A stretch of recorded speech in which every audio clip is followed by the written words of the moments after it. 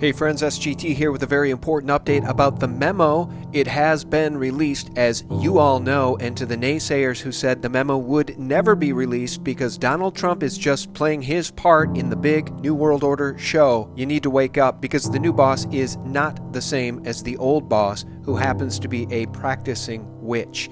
And you know who else is a traitor in our midst? John McCain, who argued against the release of the FISA Memo, saying on February 2nd, the latest attacks on the FBI and Department of Justice serve no American interests, no parties, no presidents, only Putin's. Can you even believe that this treacherous old man would continue to toe the line about the dossier and the fake Russian collusion to get Trump elected when we now know beyond any doubt whatsoever that the whole thing was manufactured by the corrupt and treacherous DNC, Fusion GPS? They all colluded, including people within the highest echelon of the Department of Justice and the FBI. They are all traitors. And in an effort to give a shout out to our friend Small Gold, according to the memo and news reports, Comey told Donald Trump the Steele dossier was salacious and unverified, and yet it was used in the FISA application. And if we jump over to Tom Fitton, he tweeted today, "No FISA warrant without the dossier," which means no Russian collusion story without the dossier, which means no Mueller special counsel without dossier paid for by Clinton and the DNC.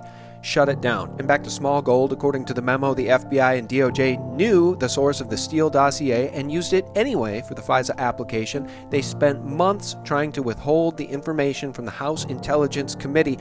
This is the deep state exposed, which includes people on the right and the left, people like John McCain, people like Lindsey Graham, and people like Nancy Pelosi, Hillary Clinton, Debbie Wasserman Schultz, and the rest of the treacherous criminals who stand opposed to a real president in the White House who will obey the Constitution and the rule of law. And now these people are officially on the run. And now I just want to read a couple of comments from my latest video on the SGT Report YouTube channel. This one from Ricky, who writes, "Build the gallows, it's about to get busy."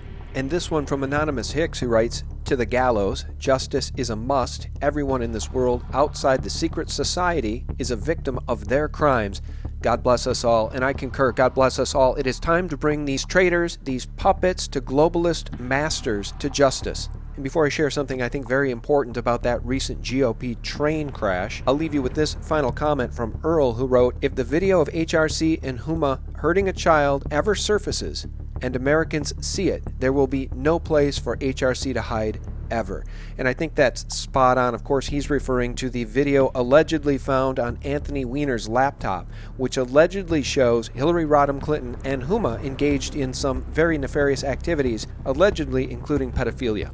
Now we're going to finish this brief video with a post from Abel Danger, train wreck, and a memo. And Field writes, "Confirmed, the congressmen aboard the train were supposed to be in session. They were not supposed to be headed to a resort that doubles as a doomsday facility. That's a continuity of government COG facility."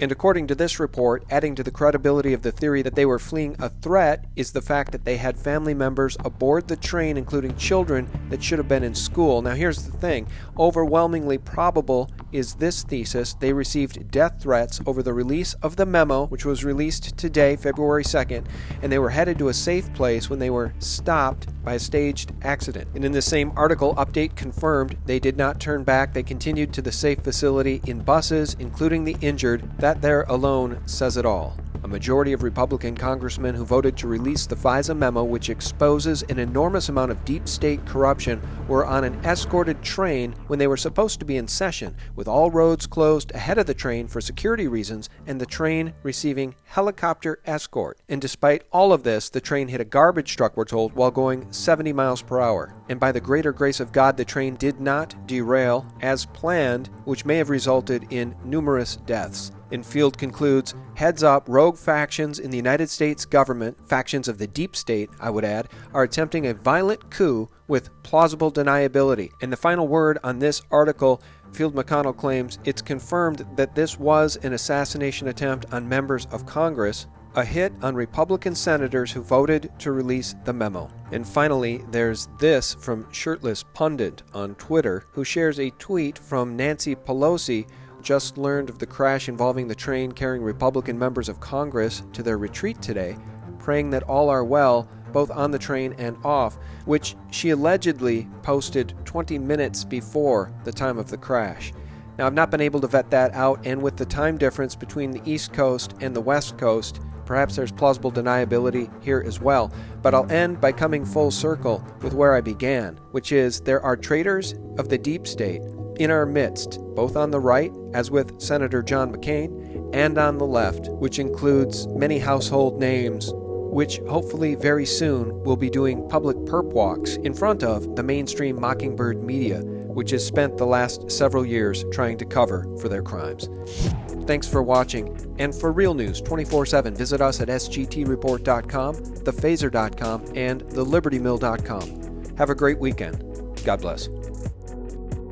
The evil of this, I mean, the satanic nature of the pedophilia that's going on, and the combination of the Satanism with the pedophilia is going to be shocking to the average American.